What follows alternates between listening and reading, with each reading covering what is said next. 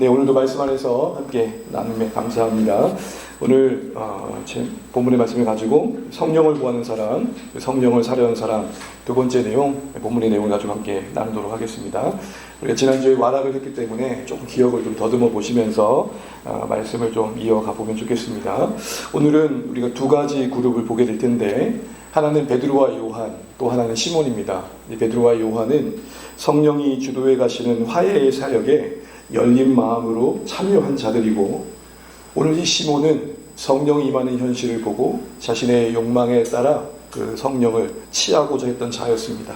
하나는 성령을 따른 사람들, 하나는 성령을 사려는 사람이었던 것이죠. 오늘 먼저 베드로와 요한의 모습을 좀 보면 좋겠습니다. 14절, 15절 같이 한번 읽어볼게요. 시작. 예루살렘에 있는 사도들이 베드로와 요한을 보내매 그들이 내려가서 그들을 위하여 성령 받기를 기도하니. 아멘. 우리가 이 이야기가 7장부터 이어져 오는 것을 잘 알고 계실 겁니다. 스데반의 순교, 그 박해의 바람이 불어오면서 바람에 꽃이 날리는 것처럼 곳곳에 예루살렘 교회 성도들이 흩어지죠. 그 중에 사마리아에 심겨진 한 사람이 이제 빌립이었습니다. 이 빌립이 사마리아에서 복음을 전할 때 감사하게도 그 말씀을 받는 은혜의 역사들이 일어났고, 이 놀라운 소식이 예루살렘 교회의 사도들에게 들린 겁니다. 특별히 여러분, 하나님의 말씀을 받았다라는 표현을 좀 주목해 보시면 좋겠는데요. 이 받았다라는 말은 그냥 단순한 정보를 습득했다든지 좋은 이야기네요 정도의 고개를 끄덕이는 정도의 이야기가 아니고, 그 마음으로 그것을 수용하고 기꺼이 받아들였다라는 의미입니다. 조금 더 세부적으로 말한다면 그 하나님의 말씀의 권위를 인정했다는 겁니다. 그리고 그 말씀의 진실함을 받아들였다는 것이고, 그들이 그 말씀을 듣는 순간부터 그 말씀의 영향력 아래 자신들을 두었다는 것이죠. 그러니까 누군가 어떤 이야기를 할 때 참 듣기 참 좋네요 정도로 끝낸 게 아니라 저거 한번 내가 살아봐야겠다, 이런 마음이 말씀을 받는 마음이었습니다. 이 말씀을 받았다는 표현이 한 절에 한 두세 번 정도 나오는 군절이 있는데, 데살로니가 교회 했던 그 바울의 감사의 내용 속에 이런 표현이 나옵니다. 우리 데살로니가서 2장 13절 함께 같이 한번 읽어보겠습니다. 이러므로 우리가 하나님께 끊임없이 감사함은 너희가 우리에게 들은 바 하나님의 말씀을 받을 때에 사람의 말로 받지 아니하고 하나님의 말씀으로 받음이니 진실로 그러하도다. 이 말씀이 또한 너희 믿는 자 가운데에서 역사하느니라. 아멘. 데살로니가 교회를 생각할 때 바울의 참 감사 중에 하나는 그 말씀이 전해지는 그 자리에 그 들은 말씀들이 그들 각자에게 받아들여졌다라는 겁니다. 그 받음이 진실하여서 열매를 맺어갔다는 것이죠. 그래서 데살로니가 교회의 특징이 뭡니까? 3주 어간에, 정확하게 3주는 아니지만 3주 어간에 걸쳐 세워진 교회치고는 상당히 건강한 모습으로 교회가 세워왔다는 것이죠. 믿음의 역사에 소문이 있었고, 소망의 인내가 보였고, 사랑의 수고가 나타났었습니다. 그 말씀의 받음이 열매 맺음이었던 것이죠. 그래서 그 말씀이 받음의 현장에 역사하였다라고 이야기하고 있습니다. 베드로와 요한의 입장에서는 사마리아 땅에 이런 일이 있다는 게 참 놀라운 거였습니다. 아시는 것처럼 사마리아는 유다인들에게 예루살렘에서부터 참 가깝긴 하지만 실제적인 거리는 멀었어요. 물리적인 거리는 참 가까웠지만 마음의 거리는 참 멀 수밖에 없었던 역사를 안고 있었죠. 그런데 그곳에 무엇보다도 이 하나님의 나라의 소식이 들려지는 그 현장에 그걸 받아들인 사람이 있었다는 소식은 그들의 마음에 놀라움을 줬던 것입니다. 그래서 교회는 그 진상을 파악하기 위해서 그 진짜 하나님의 역사인지 확인하려고 두 사도를 보냈는데 베드로와 요한입니다. 그들이 가가지고 진짜 보니까 하나님께서 역사하신 흔적들이 있는 겁니다. 다만 특이했던 건 예수님의 이름으로 세례를 받은 신자들이 있는데 아직까지 특별하게 성령의 은사를 체험한 자들이 없었던 겁니다. 당시에 예루살렘의 오순절에 성령이 임할 때 가시적으로 나타났던 현상들이 여러 가지가 있었잖아요. 방언이 있었고 기쁨이 있었고 또 전도하는 사람도 있었고요. 그런데 그런 다양한 모습들이 아직 나타나지는 않았다는 겁니다. 예수님의 이름을 믿고 세례를 받았다는 것은 성령이 있어야만 가능한 일입니다. 내재적으로는 성령께서 역사하셔서 예수님의 이름을 받아들인 역사는 있었지만 표면적으로 밖으로 볼 때 성령께서 역사하셨다는 딱히 그런 모습은 없었던 겁니다. 당시에 초대교회 당시에는 복음이 이제 막 출발점에 있었던 측면에서 다양한 역사들이 일어났다는 것을 비교해 볼 때 특이했던 거죠. 그래서 가만히 보니까 진짜 그런 현실을 확인하게 돼서 오늘 사도들은 가서 기도하게 되죠. 그리고 그렇게 예수 이름을 세례받음과 빌립을 통해 전도받은 것과 사도들을 통해 성령 받은 것이 구별된 이 사건은 하나님의 세심한 배려였습니다. 그렇게 해야만 이 베드로와 요한으로 상징되는 유대인들의 마음이 사마리아인들에게 활짝 열렸기 때문입니다. 만약에 빌립이 예수님의 이름을 전할 때 전도하고 받아들인 가정 속에 빌립이 기도하며 성령이 임하는 것들이 계속 되었다면 사람들은 잘 믿지 않았을 겁니다. 쉽게 받아들이기 어려웠을 겁니다. 그런데 교회를 대표하는 두 사도, 그 기라성 같은 베드로와 요한이 가가지고 세례를 베푸는 그 현장에 그들을 위해 기도할 때 회심한 그들을 위해 기도하는 그곳에 성령이 임했다는 소식을 들을 때면 그 권위를 받아들이고 충분히 고개를 끄덕였을 거라는 것이죠. 이런 면에서 하나님의 디테일이 있는 것입니다.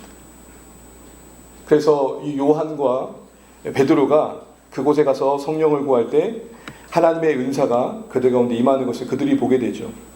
이걸 계기로 해서 오랜 반목과 대립의 관계를 이어왔던 사마리 땅과의 유대인 땅과의 역사는 종지부를 찍는 계기가 마련되게 된 겁니다. 아주 놀라운 일인 거죠. 그런데 한번 생각해 볼 것은 이게 그렇게 당연하지만은 않는 건 700년이나 넘는 긴 역사 속에 골이 생긴 건데 이 베드로와 요한도 철저히 유대인의 입장에서 사마리아인들이 복음을 받는 것을 눈으로 보고도 또 성령이 임하는 걸 보고도 쉽게 받아들였겠냐는 거예요. 대표적인 예가 요나 아닙니까? 요나가 니느웨 성에 보냄받아가지고 회개하는 니느웨 백성들 보고 좋아했습니까? 싫어했습니까? 싫어한 것도 아니고 화냈죠. 쟤들은 믿으면 안 된다고. 그런 심정을 헤아려 본다면 사마리아 땅을 멸시하고 무시했고 외면했고 경멸했던 유대인들의 입장에서 그들이 예수를 믿는다는 건 도저히 그들 스스로가 극복하기 어려웠던 것이죠. 그런데 오늘 베드로와 요한은 우리에게 어떤 본을 보여주냐면 하나님이 일하시니까 열린 마음으로 바라봅니다. 하나님이 일하시니까 자신들의 성정을 뛰어넘습니다. 하나님이 일하심을 보이니까 자기들의 기질을 뛰어넘습니다. 사랑하는 주안의 가족 여러분, 우리 인생 살아가는 날 동안 하나님께서 일하신 것을 봤을 때 그것이 내 신앙의 스타일과 다르고 내 성정과 내 기질과 내 성품을 뛰어넘는 일이라도 하나님 일하심이 분명하면 아멘으로 받아들이고 축복해주고 격려해주고 인정해줄 수 있는 넓은 마음 우리 가운데 있기를 바랍니다. 바로 그런 열린 마음이 사마리아의 예심을 바라보는 그 열려있는 마음, 성령께서 임하신 현장을 기꺼이 받아들이는 그 마음이 오랜 세월 멸시받고 소외받았던 사마리아 땅에 축복이 흘러가는 계기가 되었던 것입니다. 성령 하나님이 아니면 도저히 일어날 수 없었던 하나됨의 역사, 그 역사가 두 사도의 열린 마음과 순종을 통해 열매 맺어갔고 이 일을 계기로 지난날의 대립과 반목의 역사는 종지부 찍게 되고 새로운 화해와 합평의 관계의 지평이 열리기 시작합니다. 우리 안에 이런 일들이 많았으면 좋겠습니다. 쉽지 않겠지만 우리 각자가 하나님의 은혜의 손길과 통로가 되셔서 누군가 나와 대화할 때는 그 닫혔던 마음이 열려 다시금 일상으로 나아간 용기를 얻든지 또 누군가는 그 마음이 힘을 얻어 또 사랑할 힘을 얻든지 그런 회복의 역사, 새로운 지평을 열어가는 역사가 우리를 통해 일하시는 것들이 많아지길 바랍니다. 좀 스케일을 넓혀보면 이 땅에 존재하는 교회에 대한 세상의 기대도 다르지 않을 겁니다. 교회에 대한 세상의 기대는 교회가 화해의 선두에 서기를 원하는 것 아니겠습니까? 그 출발이 되길 바랄 것입니다. 그런데 안타깝지만 작금의 현실은 어떻습니까? 교회가 오히려 갈등의 진원지로 비춰지는 안타까운 모습을 보게 됩니다. 이념에 붙들려 있고 거짓 선동에 포박당해서 복음의 사랑은 질식당한 채 사랑의 상징으로 비춰지지 않고 어느새 힘의 세력으로 비춰지고 있습니다. 교회를 떠올리면 따뜻함과 사랑이 떠올리는 게 아니라 너희들 우리 무시하면 안 돼? 이런 이미지가 만들어지고 있는 이 현실 속에서 우리가 합평케 하는 자라는 이 부르심에 응답하는 삶이라는 게 가능은 하겠는가 생각들을 해보게 됩니다. 근데 여러분 여전히 우리 안에 계신 성령님은 개인과의 관계 속에 화해를 만드십니다.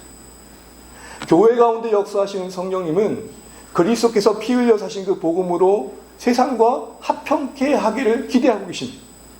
이 성령의 역사가 계속되고 있는 한 우리는 이 땅에 하나님께서 이루신 이 샬롬의 역사를 소망하게 되는 것이죠. 문제는 뭐냐? 그 샬롬의 도구가 되어야 할 정작 우리가 이 세상을 향해, 상대를 향해 열리지 못한 마음을 가지고 있을 때가 있더라는 것입니다. 갈등과 반목과 대립의 세상에서 교회가 있다는 게 어떤 의미가 있는지를 보일 수 있어야겠죠. 그럼 어떻게 해야 될까요? 어디서부터 시작이 될까요? 가장 중요한 건 가까운 곳에서부터 시작이 아니겠습니까? 연못에 돌을 똑 던지면 그 떨어진 돌이 파장을 만들고, 그리고 동심원을 퍼쳐 멀리 퍼져가게 하듯이 말이죠. 많이 들어보셨겠지만 세상을 사랑하기는 쉽다, 인류를 사랑하기는 쉽다, 그런데 가장 가까이 있는 사람을 사랑하기는 쉽지 않다라는 말들이 있습니다. 왜 그렇죠? 세계를 사랑할 때는 그 가상인물이에요. 그런데 가까운 사람을 사랑하려면 그 실제 인물이에요.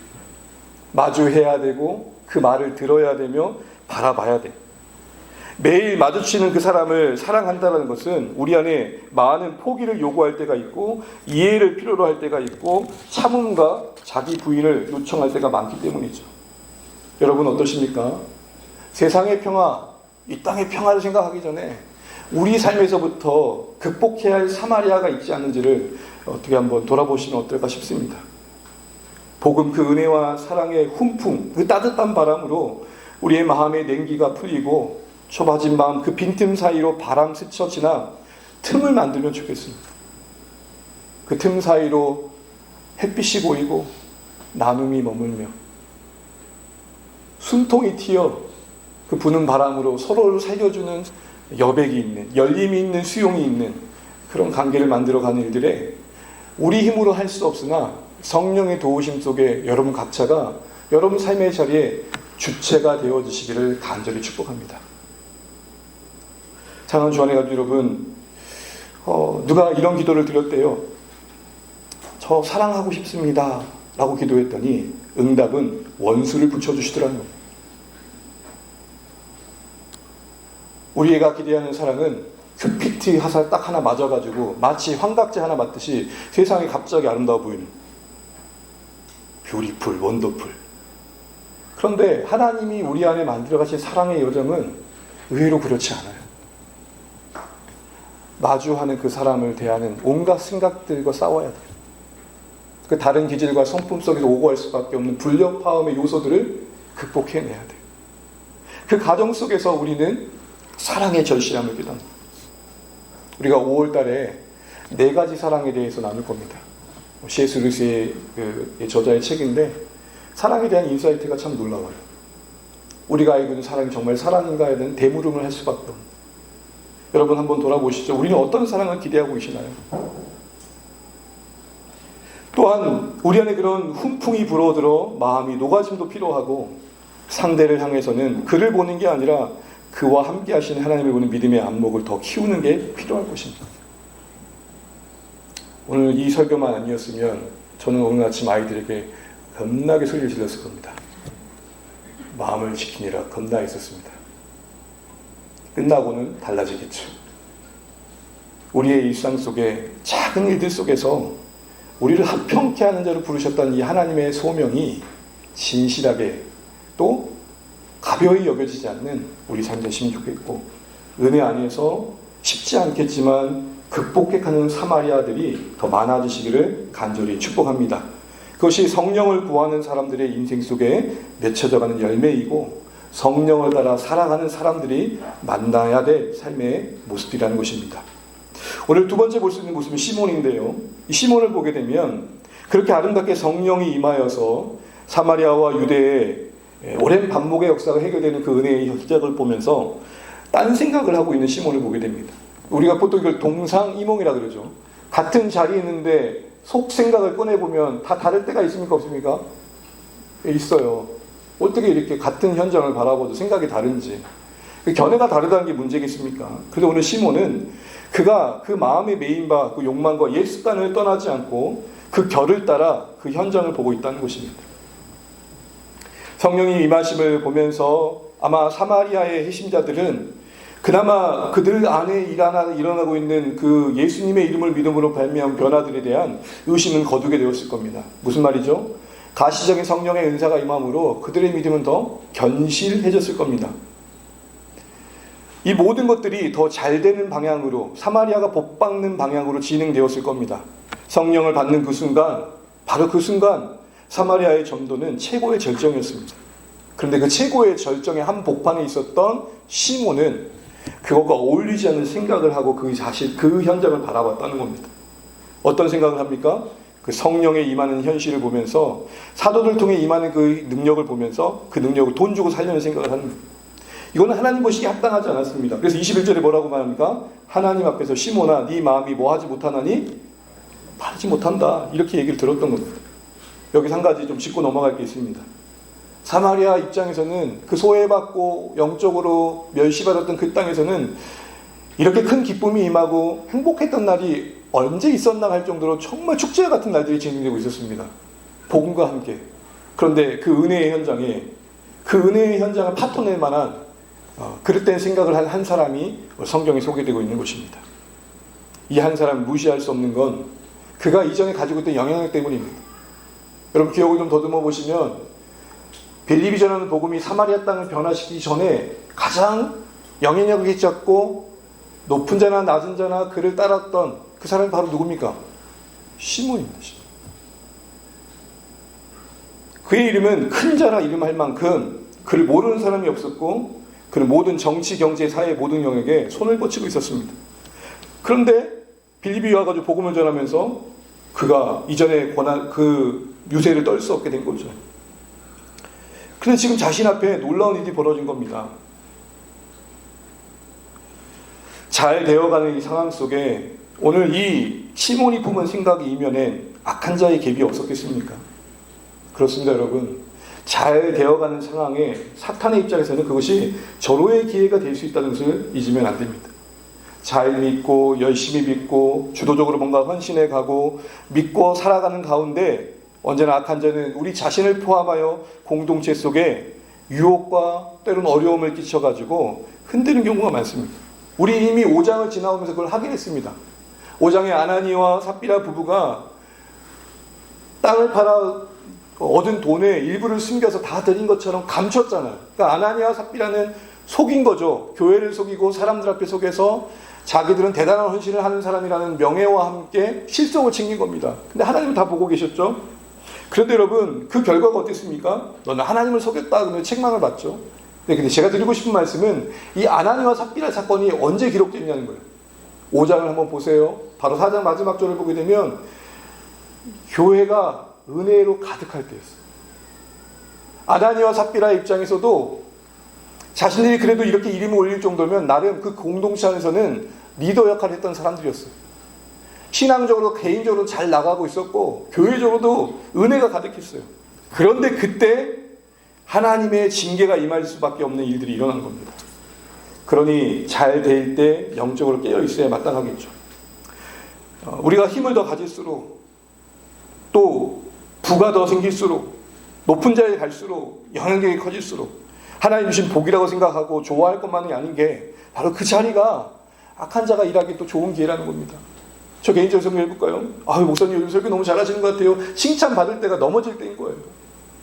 우리 모두가 서로에게 가장 좋다고 하는 그 시기에 악한 자가 교묘하게 우리를 걸러 넘어지게 하는 생각과 판단과 상황들을 불어넣는다는 것을 알아야 된다는 것이죠. 오히려 고난이 우리 더 하나님 앞에 엎드린 쪽으로 가게 하지 잘 될 때는 하나님 없이 우리가 오만할 때가 많잖아요. 이런 상황 속에서 우리 악한 자의 공격이 시몬을 통해 교회 가운데 끼치고 있는 것들을 보게 되는 것입니다. 정작 시몬도 거기에 취해서 성령의 권능을 사고 있다는 생각을 품었던 것이죠. 그가 성령의 권능을 사고자 했던 거 어떤 마음의 이면에 뭐가 있을까요? 19절 보면 이런 표현이 나옵니다. 누구든지 내가 안수하는 사람은. 지금 중심에 누가 있어요? 네, 시몬이 있어요. 시몬 입장에서 누군지 만나면 샤 하면 성령이 불처럼 임하는 그 놀라운 일들이 자기 앞에 일어나기를 바라고 있는 거예요. 여기에는 무엇이 중심되고 있습니까? 시몬의 입장에서 자신이 기대하는 능력이 원하는 때에 행사되는 것을 바라고 있는 걸 보게 됩니다. 그러니까 성령의 권능을 부리고 싶은 거예요. 다만 그를 사로잡고 있는 것은 변화라든지 순종이라든지 이런 고상한 개념이 아니고 능력이 있는 걸 보게 돼요. 여러분, 우리가 신앙생활하다 보면 내 인생의 신앙의 키워드를 뭐로 잡고 있냐가 되게 중요한 것 같아요.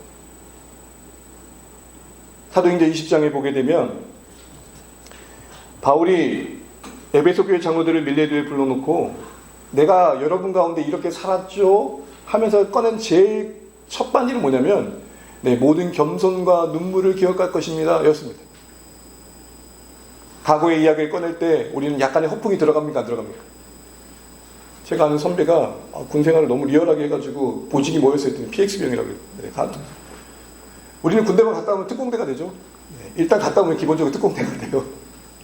썰을 풀 수 있는 게 많아지죠. 우리의 지난 과거는 항상 이렇게 부풀려질 때가 많아요. 바울도 이제 에베소 장로들 앞에 마지막 만남 속에 자신을 더 멋지게 뽐내고 싶지 않았겠습니까? 근데 그가 가장 먼저 꺼냈던 화두는 뭐냐? 겸손과 눈물이에요. 이건 우리에게 뭘 추정하게 합니까? 에베소 교회 장로들 떡하니 앉아놓고 바울의 그 빈자리를 이어갈 그들에게 진짜 능력은 겸손이라고 말하고 있는 거예요. 진짜 능력은 눈물이라고 말하고 있는 거예요. 가시적으로 나를 통해 무엇이 나타나는 자가 아니라는 것이죠. 바로 그런 관점에서 본다면 지금 시몬은 엉뚱한 곳을 지금 가고 있는 겁니다. 여기서 우리는 시몬의 무지를 보게 되죠. 왜죠? 나름 세례는 받았지만 아직은 하나님에 대한 이해가 부족함을 봅니다. 우리가 알고 있는 성령님은 하나님이시잖아요. 인격적인 존재시잖아요. 이리 가라 하면 이리 가시고 저리 가면 저리 가는 우리가 임의로 다룰 수 있는 대상이 아니에요. 또 어떤 에너지처럼 나눌 수 있는 존재도 아니세요. 생각과 판단과 감정을 갖고 있는 인격적인 분이시고 하나님으로서 모든 것을 그 뜻대로 주장하시는 분이세요. 다시 말해 성령님은 불임의 대상이 아니라 순종과 사랑과 우리의 의지의 대상이죠. 우리 안에 계신 성령님을 우리 그렇게 대해야 됩니다. 그런데 지금 시몬은 능력치 올리기 위해 게임 아이템 득템하는 것처럼 성령을 대하고 있습니다. 또한 그는 기도를 오해했어요. 오늘 사도들이 기도하는 것 가운데 성령 임한 걸 봤을 때 저 기도가 무슨 키인가 보다, 어떤 방법인가 보다, 공식인가 보다 생각을 한 거예요. 성령을 임하게 한 사도들의 정작 기도의 내용은 능력을 부르는 기도가 아니라 하나님 이곳을 불쌍히 여겨주세요라는 겸손의 기도였죠. 그들 마음에도 겹겹이 쌓여 있었던 사마리아 땅을 향한 멸시와 정죄와 판단의 마음이 무너지고 마는, 그래서 하나님 이곳에 하나님이 계시는군요. 하나님 저희는 멀리 있고 때로는 짓밟았고 때로는 쳐다도 보지 않았던 이 땅에 하나님의 시선이 다 있으셨군요. 그 마음에 공감하여 하나님 이곳에 이제는 은혜를 주세요. 예수 믿는 신자들에게 복을 주세요. 그런 기도였단 말입니다. 근데 그거를 시몬은 보면서 뭐라고 봐요? 마치 어떤 아이템 득템하듯이 어떤 대박 공식 하나 발견한 것처럼 돈을 주고 사겠다고 이야기하고 있는 것입니다. 왜 그 은혜의 기도가 시몬에게는 대박 공식으로 보여졌을까요? 왜 그는 그 눈물 흘렸을 절절히 기도했을 사도들의 기도를 배우려는 마음은 없고 그 결과로 임한 성령을 취하는 방법으로서만 기도를 대했을까요? 무엇보다도 시몬 안에 그 마음에 가득한 것이 그 은혜의 현장을 왜곡할 만한 생각들로 꽉 차 있었기 때문입니다. 22절 23절을 보시게 되면 시몬의 마음에 품은 것이 나오는데 하나는 악독이 나오고 하나는 불의의 메인 바가 나옵니다. 이 악독이란 말을 원어 그대로 직역하면 쓰라린 분노예요. 쓸개같이 씁쓸한 분노. 이건 이렇게도 말할 수 있습니다. 사촌이 땅을 샀을 때의 마음. 여러분, 내가 모르는 사람이 땅 사면 여러분 기분 나쁩니까? 들쁩니까? 아니에요. 내 옆집 사람이 땅을 사니까 뭐예요? 씁쓸한 거예요. 빌립을 쫓아다니고 있었지만 빌립을 통해서 보면서도 빌립이 성령에 순종한 거 본 게 아니라 빌립을 통해 나타난 능력을 봤던 겁니다. 그래서 빌립을 통해 나타나는 능력 속에서 나도 저걸 가지면 좋겠다는 시기심이 자라고 경쟁심이 자랐다는 거예요. 왜냐하면 빌립의 전도 때문에 그간 자신이 갖고 있던 유명세를 다 잃어버렸거든요. 그 대세를 따라 세례를 받았지만 사실은 그 마음속엔 여전히 종교적 마인드가, 그 비즈니스 마인드가 있었던 겁니다. 그러고 보니까 이 성령이 임한 사건은 대박 아이템인 거예요. 왜요? 빌립은 못하는 건데 내가 하니까 이거 가지고 장사하면 잘 되겠다는 생각이 드는 거예요. 여러분, 제가 참 신기한 게 어떤 분들이 돈 되는 게 보인대요. 그분들은 뭐 하셔야 돼요? 목회하면 안 돼요. 장사하셔야 돼요. 뭐 하나 하도 돈이 되는 것이 보인대요. 그런 분들 계시죠? 여러분들 옆에는 그런 분들이 안 계십니까? 돈을 되게 만드는 사람들이 여러분에게 축복합니다. 어쨌든 시몬의 입장에서는 그 이전에 마술을 가지고 사람들의 마음을 혹해서 종교적 유명세로 사마리아 온 땅에 영향을 끼쳤던 가락이 있기 때문에 그 가락을 여전히 품고 있는 입장에서 이건 대박 사건인 거예요. 이것만 나한테 장착되면 누구와의 경쟁에서 이겨요? 빌립과의 경쟁은 이기겠다는 생각 했을까요? 안 했을까요? 아마도 했을 거예요. 왜요? 그는 지금 그 마음이 온갖 악한 걸로 가득했거든요. 그 증거가 세례받고 그를 표현하고 있는 표현에 나옵니다. 13절 한번 읽어볼게요. 13절입니다. 시작. 시몬도 믿고 세례를 받은 후에 전심으로 빌립을 따라다니며 그 나타나는 표적과 큰 능력을 보고 놀라니라. 앞에 사마리아 다른 사람들은 말씀을 따랐다고 나오는데 비교되어지는 시몬은 뭘 따랐다 그래요? 표적과 능력을. 여기서부터 지금 우리 시몬이 관심이 지금 다른 데 가 있다는 것을 우리가 알게 됩니다. 세례는 받았지만 내면은 여전히 세속적인 동기로 가득했고 신앙의 고백이 참된 변화와 일치하지 않는 모습을 예로서 우리에게 보여주고 있는 겁니다. 검증하고 그 고백을 하긴 하지만 세례 받아도 여전히 거듭나지 않은 심령을 가지고 살아가는 신자들이 있을 수 있다는 것입니다. 이거를 우리는 개종이라고 합니다. 개종했다고 다 회심했다고 볼 수는 없는 거예요. 어쨌든 그 마음에 진정한 회심이 일어나지 않는 것을 보여주고 있습니다. 이 성령의 권능을 돈으로 살려고 했던 그 마음에서부터 이것은 열매 맺었던 것입니다. 오랫동안 품어왔던 야망과 경쟁심과 시기심의 발로로 그 성령의 역사를 보자마자 이거다 했던 것입니다. 지난날 빌립의 전도로 빼앗긴 옛 명성, 큰 자로 불려졌던 그 유명한 이름을 다시 찾고 싶었던 거죠. 이선희의 노래인가요? 아 옛날이요.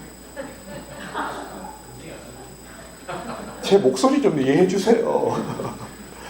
이 노래처럼 지금 이 시몬의 마음속에는 과거에 그 하려 했던 기억을 놓지 못하는 거예요. 사역을 하다 보니까 제가 신학교 갔을 때 놀라웠던 것 중에 진짜 다양한 사람들이 부르심을 받더라고요. 근데 한 분은 어둠의 세계에 계셨던 이야기를 다 하는데 참 진짜 하나님의 강권하신 은혜가 아니면 들을 수 없는 이야기들. 그 과거에 하려한 기억들을 오늘 이 시몬은 떡하니 품고 그 성령의 임하심을 보니까 연결되어 버린 거예요. 아, 이거 하면 나의 옛날의 모습을 찾겠구나. 이처럼 우리 마음에 품은 욕망은, 잘 들으세요 여러분, 신앙마저도 수단으로 만들어요. 다시요. 우리 마음에 품은 욕망은, 탐심은 아름다운 것마저도 속되게 만들어요. 아까 말씀한 것처럼 사마리아 땅에 성령을 구한 것은 단순히 성령을 구한 게 아니에요. 이 척박했던 땅에 오래도록 하나님의 은혜가 머물지 않았던 이 땅에 주님 긍휼을 베풀어 주세요의 기도였어요. 그 응답이 성령의 임하심이었고, 그 아름다운 이야기를 세속적으로 바라보면서 능력치로 여기고 있는 시몬의 그 마음속은 욕망에 가득함이 있었고, 결국 그것은 신앙마저도 수단화를 만들어버려요. 거룩한 은혜의 행위들이, 신앙의 실천들이 나의 욕망의 실현의 수단으로 전락할 수 있다는 것을 다시 한번 확인하게 됩니다. 신앙의 본질이라고 할 수 있는 하나님의 관계는 외면하고 하나님의 중심의 삶에서 이탈한 채 무엇이든지 종교적인 모양이지만 그걸 나의 만족의 수단으로 삼아버리는 겁니다. 그래서 우리는 하나님의 종의 자리에 있어야 되는데 하나님을 종으로 부리게 되는 거죠. 기도라는 게 얼마나 아름다운 행위입니까? 우리 힘으로 어찌할 수 없는 현실을 부둥 껴안고 하나님 제발 좀 도와주세요. 용을 쓰고 애를 쓰고 뭔 짓을 해도 안 돼요. 제발 좀 도와주세요. 그래서 여러분, 기도가 이런 의미 아닙니까? 기도 이행시 기가 막혀. 도저히 어찌할 수 없을 때 참는 분. 네. 그 얼마나 은혜로운 거예요. 그런데 그 기도가 뭐가 되죠? 네. 나 기도 많이 하는 사람이야. 제가 어느 사역자의 명함을 받았는데 뒤에 보니까 40일 그냥 4회 철야 매태 이렇게 적어놨다.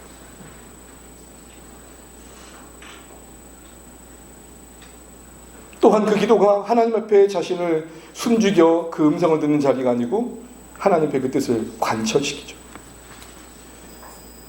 예배는 또 어때요?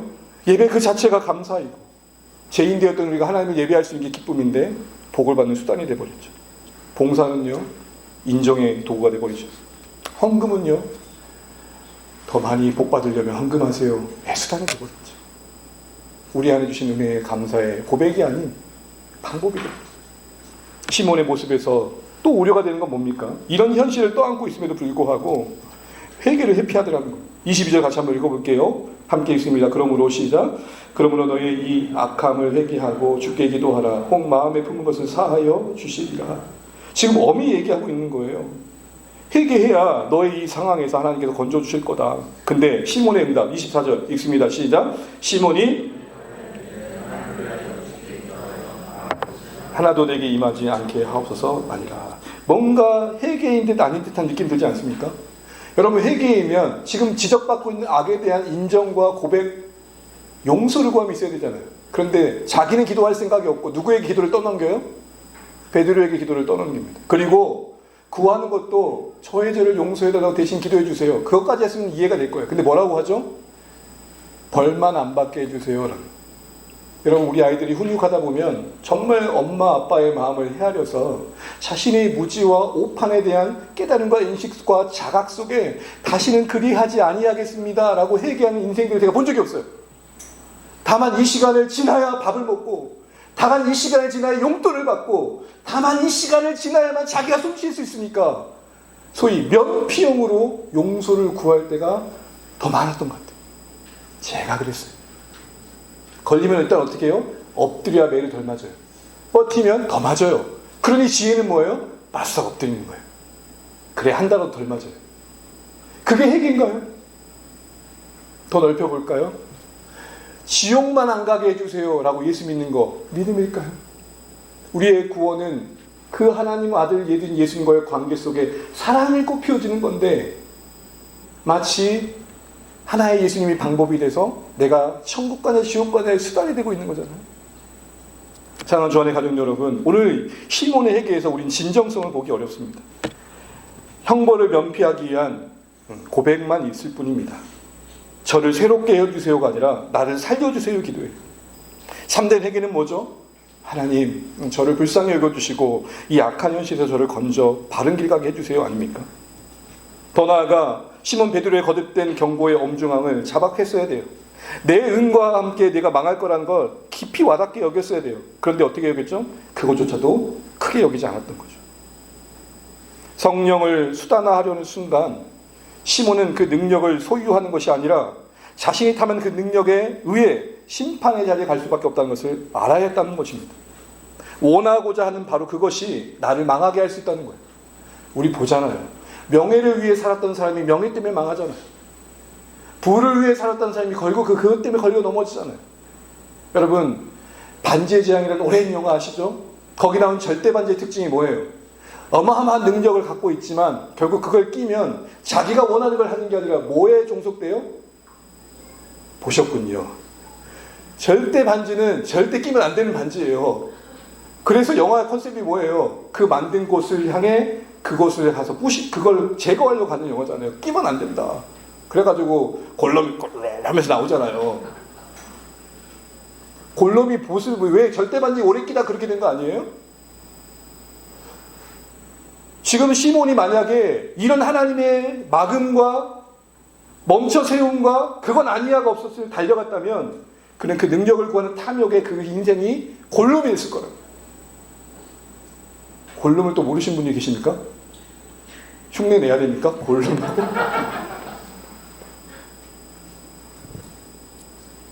말씀을 정리하겠습니다. 시몬의 모습만 우리가 유독 주목하고 있지만 그는 아까의 저녁이라기보단 우리의 신앙의 현실에 우리가 빠질 수 있는 왜곡된 형태를 그대로 비춰주고 있습니다. 베드로는 그에게 했던 말, 우리 마음이 하나님 앞에 너의 마음에 합당치 않다는 말, 그거 우리도 예외는 아닐 수 있기 때문입니다.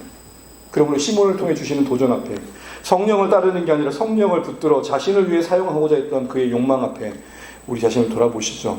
여러분, 성령을 따라 살기 위해 애쓰는 사람인지 아니면 성령을 사기 위해 애쓰는 자인지, 하나님 나라를 위해 순종하는 마음이 더 크신지 아니면 내 영광과 나라를 위해 성령을 이용하고자 하는 자인지, 하나님의 은혜에 의지함이 더 크신지 다른 것들을 의지함이 크신지, 이 모든 갈림길은 종이장 하나입니다. 저 자신도 이 순간 설교하는 순간 성령을 따르지 않는 말과 마음으로 흘러갈 수도 있습니다. 우리 모두가 그러기에 그 갈림길의 연속 속에 있기에 해야 될 자세는 뭡니까? 평생 여러분 자신의 심령을 성찰하시는 것.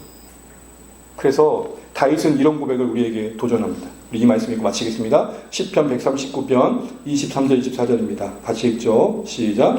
하나님이여 나를 살피사 내 마음을 아시며 나를 시험하사 내 뜻을 아옵소서. 내게 무슨 악한 행위가 있나 보시고 나를 영원한 길로 인도하소서. 매 순간 하나님 앞에 우리 자신을 살피시고 우리 마음 아시는 하나님 앞에 시험받아 합격된 생각만 오래도록 품는 주 안의 가족 되시기를 바랍니다.